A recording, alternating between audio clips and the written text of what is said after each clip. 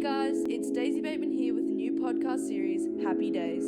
Each week I will be talking to some of your favourite players and diving into their lives outside of football. To keep up to date with the podcast, check out all of North's socials and visit nmfc.com.au for more content. Welcome back to Happy Days. Today I am joined by a trailblazer and the captain of our AFLW side, Emma Carney. Carnes has played 39 games, won a premiership for the Western Bulldogs, and may seem like the ultimate competitor on the footy field, but is a real softie at heart on the other side of the white line. Welcome, Carnes. How you going? Good days. Good to be here. That's good. Good to hear. Tell me, what have you been up to today? Had a bit of work today, so work at the Huddle, community part of North Melbourne. So tell me a bit more about it. Yeah, so I head up the education side of things, so I deliver education programs to schools in the North Melbourne and Wyndham areas, but we do a whole lot of other things, sport and rec, careers help for young people in the community. So, yeah, it's a great organisation to work with. So how did you actually get into the Huddle? Obviously, you came here, but what interests you about it? Yeah, I suppose I was a teacher for 6 years. I taught at a school in Flemington, so a lot of our students would attend the study squad, which is after hours study support. So, yeah, I sort of was familiar with the Huddle in that way, and then I guess part of me coming over to North Melbourne, I got a job with them. So it was a nice little It was career. A part of the package deal. Yeah, it was a bit of a package deal. So, it was nice. I was working in the sport and rec team to begin with, and then there was a job that came up in the education side of things. So sort of worked in well with my skill set, which was good. Yeah. Have you found that the Huddle's changed your personality and perspective on life? Oh, 100%. I think the last 3 years I've seen enormous growth in myself and probably just being comfortable with who I am and just a bit more awareness. And I suppose I came in when I was 27, and even 27, you're a bit more mature, but you're still not really sure of who you are. And I'm 32 now, so I've certainly got a bit more of an understanding of the person that I want to be and the values that I have. So yeah, credit enormously amount of work to the Huddle and the young people that I work with as well. Yeah. Well, there's been some training sessions. I remember the first ever training session here. It was like a Tuesday night and no one really knew each other. And you had like these little kids running past Arden Street just like yelling out, Emma, Emma. And then everyone's like, who are they? And just kids from the Huddle. Just my kids from the Huddle. It certainly makes me feel popular. Yeah. But obviously I know them from the programs. Yeah. They're cute kids. And I guess for them to be able to come down and see a group of women training, it's pretty awesome. Definitely. Do you do much of them, like many of them, come to the games? Yeah, there's a few that are really keen, a few die-hard North fans. Yep. And they come down, they live in like Kensington or North Melbourne area. So yeah, they walk down and watch. Yeah, I could imagine. Nice. So what kind of work do you do? I know like some days you come into training and say you've been at clinics, or is it just like everything and like anything kind of thing? Yeah, so it's all the education programs. So currently we're delivering stuff online. So there's one called True North, which is like a holistic personal development program which helps build resilience and a greater sense of self in young people. There's another one, Voice Your Voice. So it's actually a really cool one that you'd probably love, Dais, but students would sort of explore different social issues and they choose one that they're really passionate about, and then they create a media campaign on that. Cool. It could be like, say, racism, sexism, climate change, whatever it might be. Yep. It's just emphasising the huge impact that young voices can have on social issues. That's amazing. And how do you find the balance between, I mean, you're probably similar to me, you're probably in a privileged position working, the flexibility of working here and playing here. How do you find the balance of, going to a clinic per day, shutting off, going to training? I reckon I struggled in the first year because your office was where you train as well. So generally you'd finish work, you'd then have, say, like a half-hour drive to get to training, so you're sort of switching off. Yes. But for me, I was sort of like, finishing at 5 and then rolling straight into training, and you didn't have that time to sort of switch off. So it took a bit of adjusting in the first year, but I guess after that it's been okay. And I guess the work that I do is not really football related. It's about education. So to have that balance is quite nice. Yeah, I probably don't have that as much in the media. Running the North AFLW page, not much time to switch off. Yeah, you got a lot of pressure. If the page isn't up to scratch, everyone knows that you run it. I know, that's the worst thing. And sorting out all the photos, all of that. Yeah. But it's lots of you've fun. done well so far. I'm glad. And I guess like that probably stems nicely into mental health. You're a pretty big advocate of anything and anything that you believe in. Yeah. So how would you describe your own mental health? It's pretty good. Like I've had a really good upbringing. I've had really no one apart from my brother who had a few anxiety issues. Yep. So never had it many issues growing up. I think going into elite environment though, you put pressure on yourself to perform, and at times I've got really unrealistic expectations on what I should be as a player. So when I don't meet those expectations, I can get really down on myself. But then also there's the body image issues, and I've struggled with it. I still struggle with it. Before AFLW even existed, I was a uni student, so my lifestyle wasn't as healthy as it could have been. And then I started playing footy, and I know my club captain at the time said, you could be a much better player if you got yourself fitter. So then you get yourself fitter, you lose weight, and then you start getting compliments for looking better. Yes. And then so that's it's an unhealthy cycle when people are commenting on that, because then you think, all right, I've got to keep getting fitter and fitter. And you sometimes have unhealthy relationships when it comes to food. Yes. Because you might treat yourself, but then you think, oh, geez, I've got to do exercise now to burn that off. Yeah. Rather than just enjoying it. So it's a work in progress. It's certainly something that I still deal with on a daily basis. Mm-hmm. Sometimes I'm really happy with how I look, and sometimes I'm not, and I get quite down on it. So, we're lucky that we've got club psychs that I can chat to about that, and our dietitian as well. Yes. To make sure that relationship with food's sound. But I think it's a pretty common issue amongst all athletes, but particularly female athletes, and it's something that we have to be careful with when we're talking about what people look like. Yeah, 100%. And I think the first time you ever vocalised that, I was honestly shocked. It's the same thing. It's all a part of mental health, but obviously you never really know who's struggling in what sense. But like for someone like you, you're the ultimate trailblazer. Like you've got so many people looking up to you, and people want to be like you in a sense. Like I look at you, you're always ahead in running. I dream of catching up to you any day. It's never going to happen. But you keep yourself so fit and so healthy, and it's something that you admire about someone else. But to hear that like you have those kind of battles and inner demons with yourself, you could say, it's always so surprising. It's always so surprising. Yeah, and the definition of healthy is like a funny one, because I think when people go, oh, you're healthy, they just focus naturally on your physical health and, oh, are you the fittest in the team? Are you eating well? Yep. I think what I've sort of begun to realise is I'll play my best footy if I'm feeling good mentally. Yep. And so I've had to do a bit of work on that.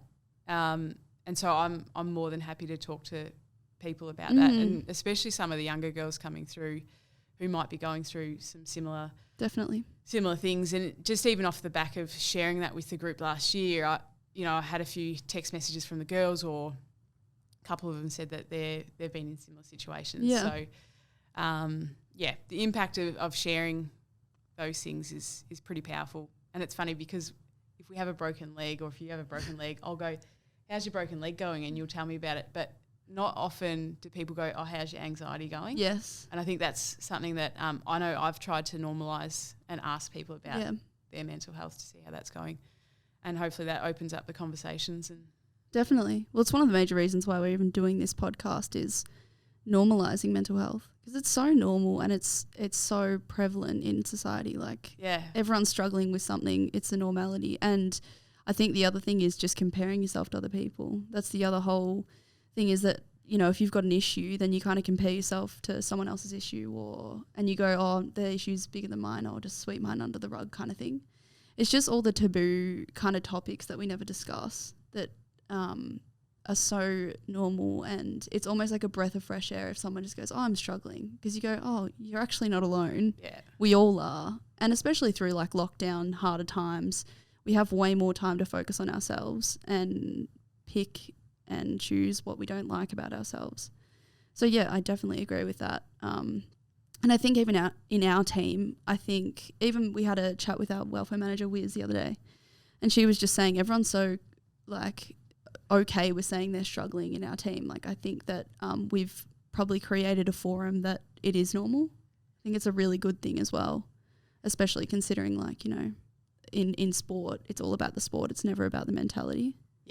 Yeah, 100%. And I think we've created a really safe environment which girls can say when they are struggling, and that's a good thing. Like definitely, we all come from a diverse range of careers or backgrounds. So it's good that people feel like they can be themselves and feel safe by doing that. Yeah, and the next segment I've actually named is the transition of Emma Carney. Now, Carnes, I've only known you for like 4 years. I've been in a team with you for 4 years. Yeah. I've just noticed that you're the absolute ultimate competitor. Like if ever I'm one-on-one with you in a drill, I'm always like, okay, I don't want to lose, but it's pretty probable because you hate losing and you vocalise that. And obviously in the intro I did say that a lot of people would probably think you're very competitive on the field. But they would be right. Yeah. But you're the complete opposite off the field. Like you're actually one of the most quiet people here. And I know people that don't know you all that well would have no idea what you're like off the field. They just take face value on the field. Yeah. But like the one thing I've always, because, I came here and you were one of the first people to talk to me here and one of my first friends in the team.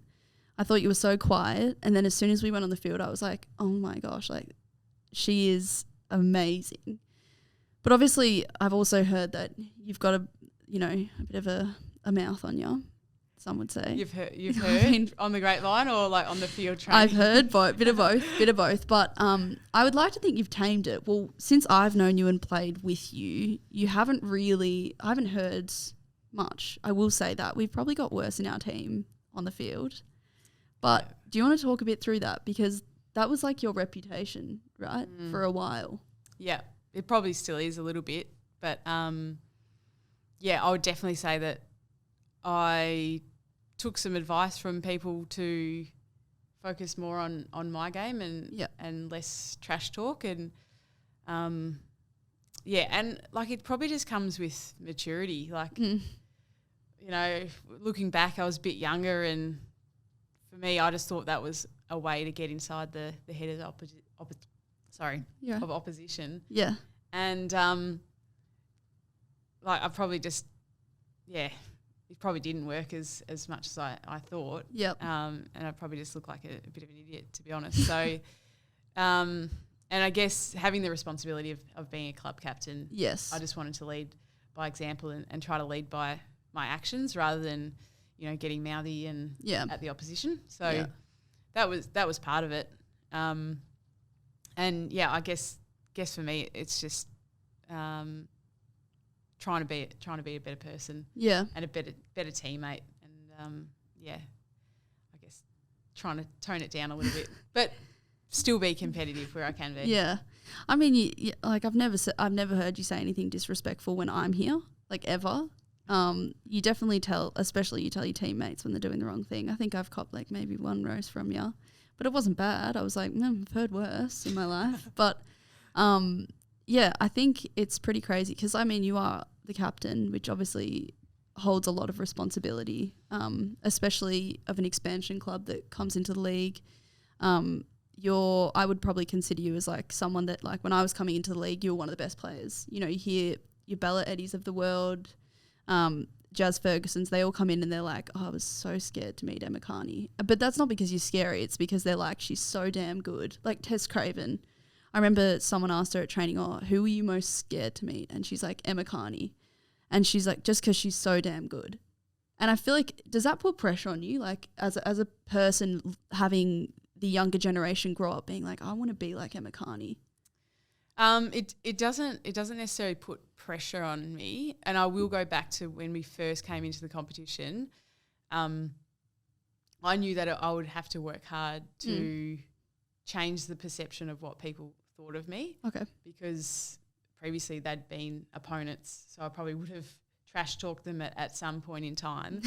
So I made an concerted effort to build relationships with those players and so they could get a greater sense of who I am as a teammate and as a person. So, that's what I had to do initially. And then now with these young girls coming in, I just try to put myself into the shoes of those girls. If I'm an 18-year-old Emma Carney coming into the competition, 100%. I'd be super I was so shy. Similar to Tess, what she's like coming in. Yeah. So for me, I'd want, an older person to wrap my arms around me and build that relationship. So that's certainly what I try to do, and I try to, joke around and make them feel as comfortable as they possibly can. Yeah. I think you're really good at that. Like, as I said before, you were actually my first friend, which I'm sure you wouldn't even know that yourself. But I remember coming in, I was like, I'm probably one of the loudest in our team now, which is probably not the best title to have, but I was pretty quiet when I first came in. I was like, oh my gosh, what am I doing here? I think I bagged you out for wearing the big career saver footy boots. That'd be right. That'd be absolutely right. Not like the cool ones that you wear these days. Yeah, well, Adidas does sort me out, but bit of a plug.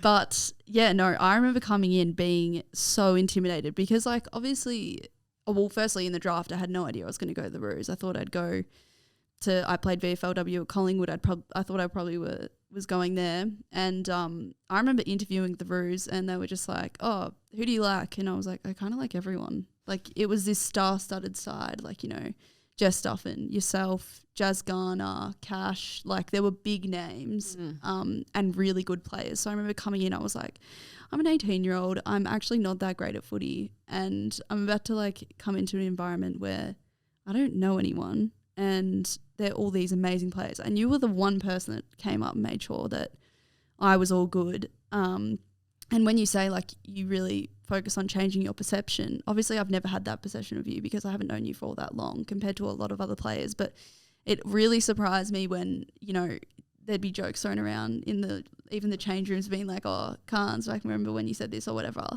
And I was like, what the hell? Like, I would never expect you to say anything, especially because like obviously off the field you're probably a completely different person, which I'm sure a lot of people tell you that, wow, okay, she's the opposite to what I thought she'd be like.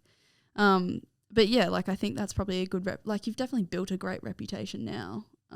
And I mean, you have people like Tess Craven, who's a pretty darn good footy player, coming in being like, I love Emma Carney, which is probably a normality for you now. I'm still waiting for someone to come in and say, I want to play like Daisy Bateman. They probably do, mate. They just don't. Shy. Yeah. Yeah, exactly. Give it time. Yeah, no. And out of the younger players, who are you most excited to see? We've got a few, and they're all quite different. So you've got like Tara Slender, who will have the ability to go either forward and back. Yes. Beautiful left foot kick. Yep.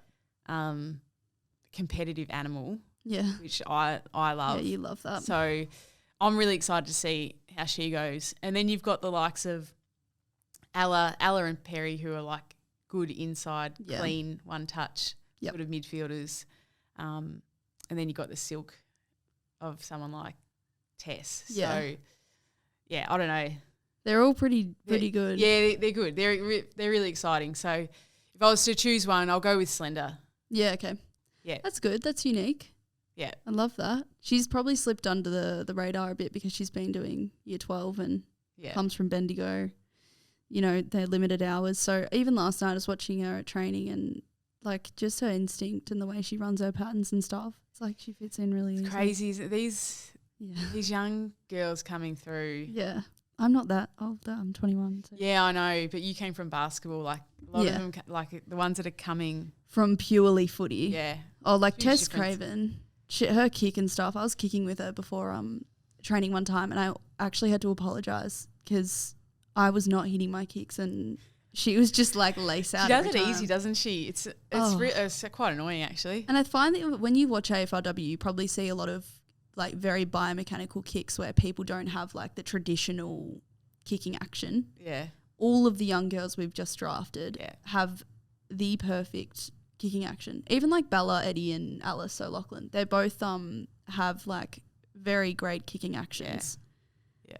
To go back in time and to be able to learn would be very nice. But I mean, you have a great kicking action, not to dishonour yours.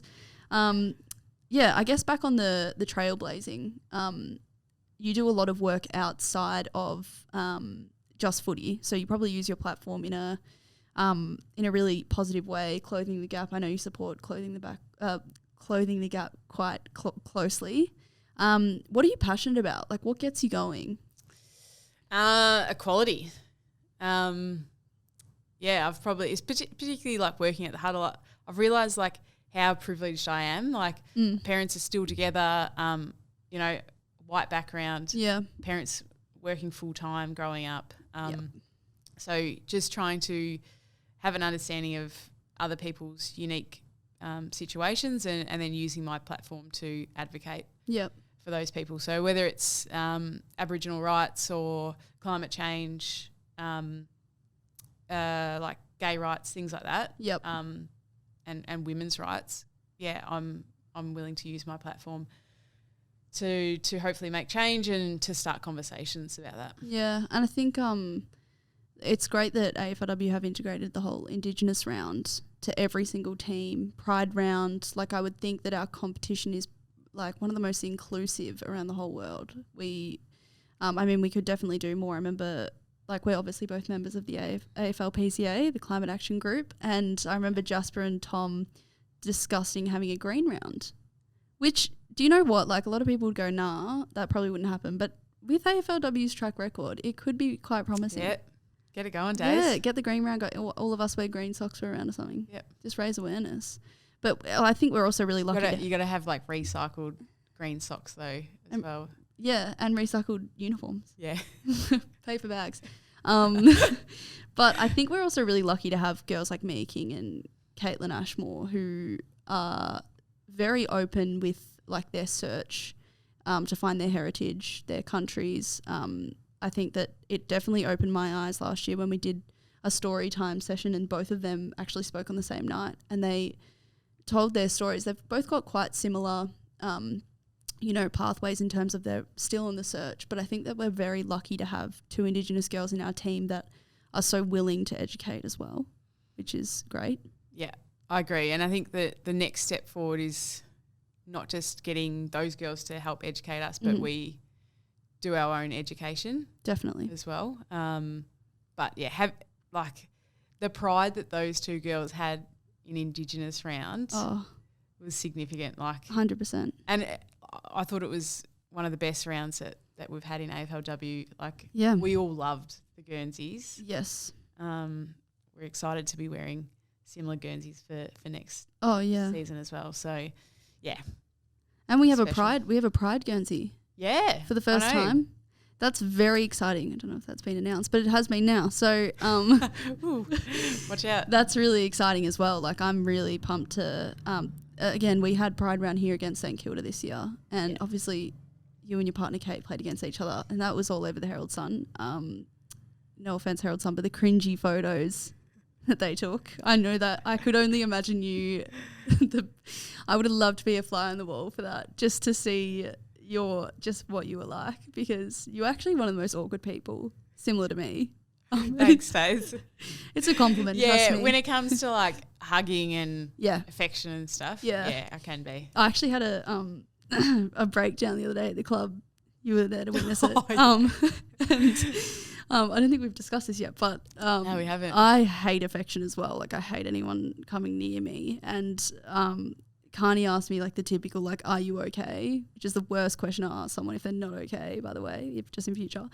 But it elicited a good response, right? And I cried. Is that a good response? Absolutely, it is. Yeah, I guess so. I guess like I wouldn't have rather do it to anyone else until you put your arm around me. That was not okay, and it was so funny. It was so funny. Sorry, it was so funny. Gans puts her arm around me. And then like 10 seconds, I reckon you realise, oh shit, excuse my language, she'd hate that. And so you slowly pull your arm back up. At least it was only like one arm, rather than like a big. It wasn't a wrap full around. hug, but it's good. I feel like people now realise that. They probably now we've been together for long enough. Everyone realises what everyone's like. I was walking around the Oval with Wiz the other day, our welfare manager, and she's like, "Oh, can I give you a hug?" And she's like, "Actually, don't answer that. Like, I'm not stupid." I'm like, perfect. That's great. I don't even have to justify myself. Yeah. But yeah, that photo shoot with Kate was great. I think you actually got a couple of fines for that photo shoot. Yeah, I got stitched up for that. Yeah, but how, in all seriousness, like, how was that playing? Like, I mean, your partner in a Pride game. Like, was that a massive moment for you, or? Yep. So it was actually the second one. The first one. Oh, have you played her in Pride round before? Yeah, when she was at Carlton. Oh. And I was at Bulldogs. Yeah, we played against each other then. Didn't end up too well. I gave her a bit of a sledge. Did you? Yeah, which didn't go down too well, which is probably fair enough. Anyway, so it was fine. We've just got to it's a weird dynamic, and it's a unique dynamic in AFLW with partners playing against each other or with each other. But yeah, you've just got to treat each other like your opponents, like you would normally do with other people. So yeah. Did you drive together to the game? Absolutely not. Okay, so that wouldn't happen. Really? Nah. Oh, okay. No, we're both just as competitive as each other. So you live together though, don't you? Yeah. So did you sleep in the same house? The night before the game, we did, and the night after the game. But thank God. Yeah, luckily, we won that game, and so my parents were there and my two brothers. So we ended up going to the pub after the game. Icebreaker. Catching up. She caught up with her parents. Perfect. And we had a few hours after the game. Yeah. Just the good thing for Kate also is that she actually did play quite well. Yeah, that's true. I mean, not that we're focusing on individual performance, it's all about getting the win, but that's something she probably could have walked away from the game feeling quite positively over, is that no one could stop her. Yeah. But yeah, you're right. It's completely unique, and it happens a lot. Like, there's a lot of partners playing partners, and I couldn't imagine the preparation. It would be stressful, I guess. Would it? Is it stressful? Yeah, it can be. Yeah. Yeah. I mean, it depends on the circumstance, does it? But when you live together, I guess the awkward, like, hey, all right, I'll see you at the game. Good luck. Was it it's not even that. It's just like, I'm going. See ya. Oh my God, to be a fly on the wall once again. I've got a couple of quick fire questions for you. Yep. Try and get these done fast, Carnes. First person that comes to mind. All right, who's the funniest teammate? Oh, there's actually no one that comes. Gilroy. Gilroy. I'd agree with that. This is a good one. Who do you wish you could play like? Is this like a teammate? This isn't teammate. This can be all over the league. Oh, Bree Davey. Why? She's just so hard to stop. Yeah. You can't tackle her. She literally does 3 spins, and then you could cling on to her. She'd spin around 3 times and then get a handball out. Oh, there's been one time. This was before AFLW. Sorry, I know this is rapid fire, so I'm really eating into your time here. But she's got the ball. She's just come out of a pack, and I'm ready to line her up. But I'm facing her, and she's just gone bang. And I've gone flying 5 meters, and away she goes with the ball. So okay, every time, you must be scarred. Yeah, I can imagine. Yeah. Who would you pick to kick a goal after the siren? Daisy Bateman, unless it's greater than 40 meters. You don't think I can kick 40? No. I'd actually back myself. It's rapid fire, Dais. Sorry, yeah, true. Who's the smartest teammate? Bella Eddy. Mm-hmm. She's studying biomed. I'd probably answer, I said this in the last podcast with Cash, Mia King. Oh, yeah. Depends what kind of smart we're discussing. That's true.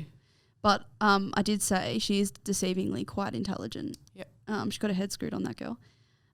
What keeps Emma Carney going? Just willing to get better. Love that. That's a great answer. I'd actually say the same about me.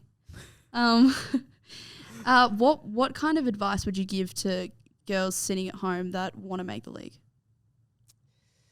get feedback from as many people and get it from people that won't give you what you want to hear, Yep. but what you need to hear.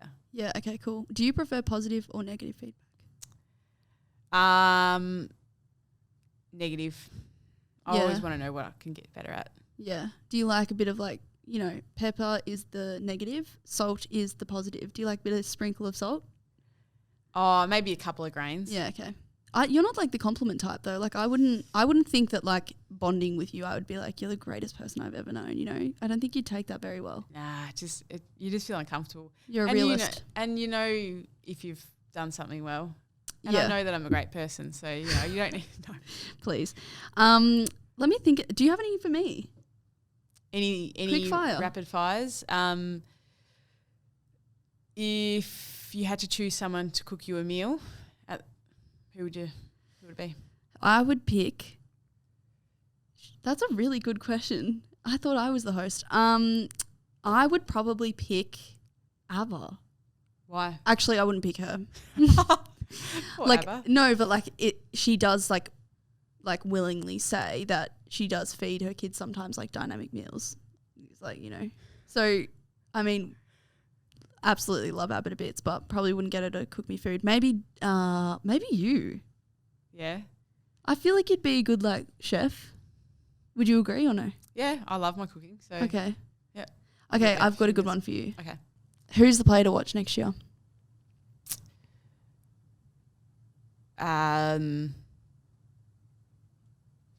Slender.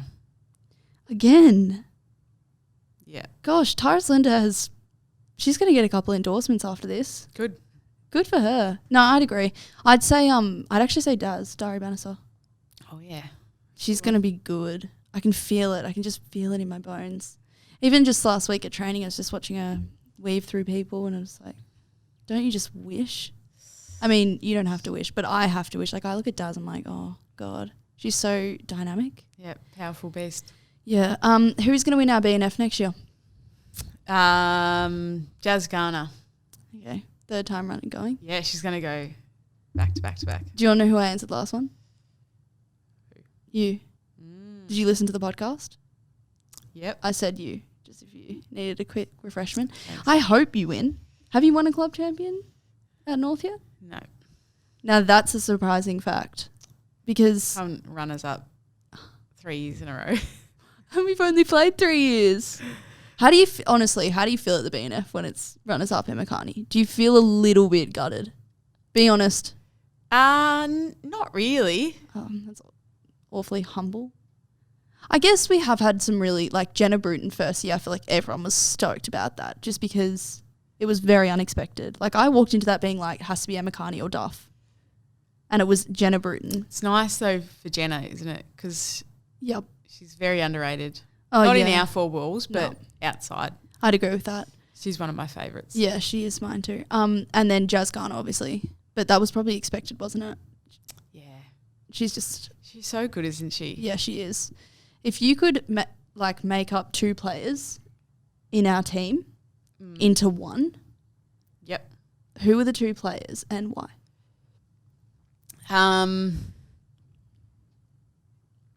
Jazz Garner and then Caitlin Ashmore. Okay, what of each? So Jazz is like footy IQ, overhead marking, goal kicking. Yep. But then Cashie's like speed. Yeah. Like imagine how dynamic that would be Yeah. forward of centre.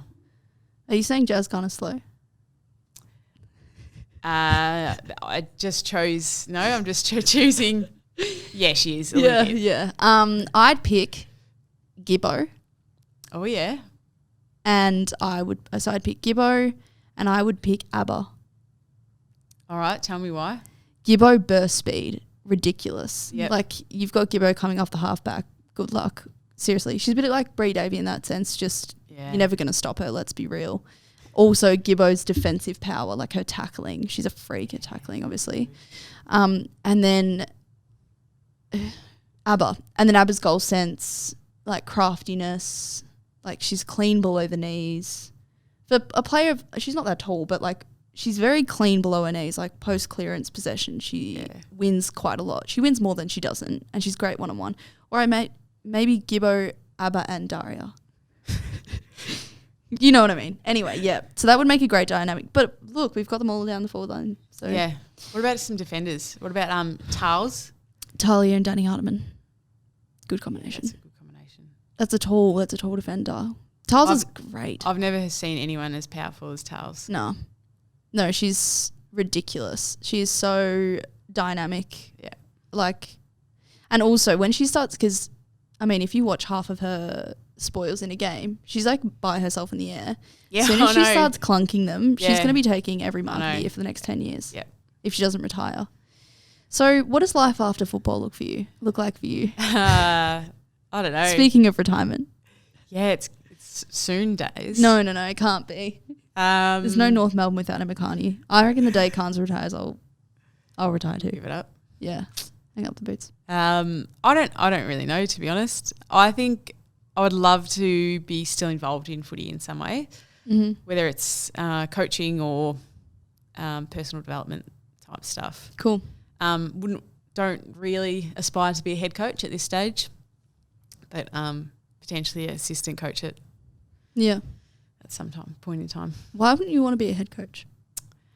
I sometimes think it's a little bit like teaching. When you become a principal, you sort of oversee the program and you don't really get that relationship building. And so, yeah, I think as an assistant you get your smaller group of players that you can really connect with and really help develop. And probably a little bit less so as a head coach.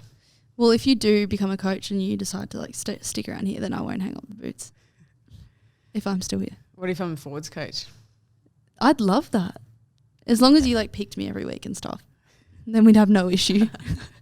But yeah, I reckon you kind of look, I was saying to my grandpa the other day, but if I had to pick one person in our team to be a coach, it would be you or an Ash Riddell, because you're both quite, like, you're good at connection building and you make great connections, but you also have really good footy brains. Like, I reckon in meetings, like when we're in a game education meeting and stuff, I'm thinking, like, I shouldn't be thinking like this, but if I'm watching Croc talk about things and stuff, I'm thinking Carnes would know every answer, but she just would have to keep quiet to give everyone else a go. Yeah, well, that's one thing that I try to do is, I mean, what's the point of that one person? No one likes that one person answering. I know. All the time. That was me in school, like in an English class. Daisy. Like politics class, anything. It would be like here's a quote from a book. What does anyone have to say about this? And then I'd just be in the background. You'd have your hand up and then the teacher goes, anyone else? Yes. Looking around. So I'd contribute once a class, definitely. But do I contribute much in meetings? When you have to. Yeah. I don't know. I don't think we have anyone that really dominates meetings, which is good. Yeah. I reckon it's like it's encouraging. People have to encourage for people to go bang. Yeah. All right. And everyone always knows the answer. Like, we've got a really intelligent bunch of girls. Yeah.